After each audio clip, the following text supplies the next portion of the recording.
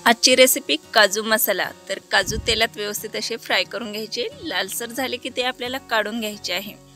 काजू काढले की त्यात थोडेसे जिरे, मोहरी, खडा मसाला आणि उभा चिरलेला कांदा टाकून घ्यायचा।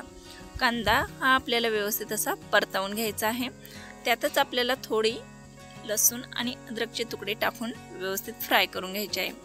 थोडेसे काजू टाकून 1-2 टोमॅटो टाकायचे आहे। आवडीप्रमाणे तुम्ही कमी जास्त करू शकता।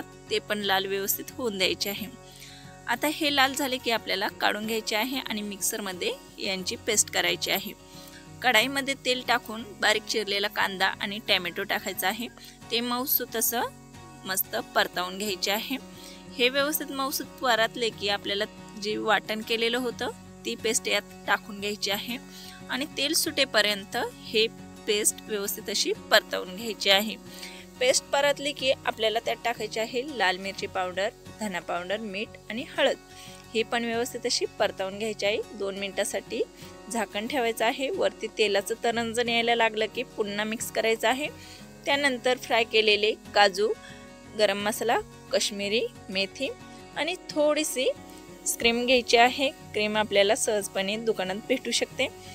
2-3 मिनिटांसाठी पुन्हा झाकण ठेवायचं आहे। वरतून कोथिंबीर टाकायची आहे। तर रेडी आहे आपली मसाला काजू।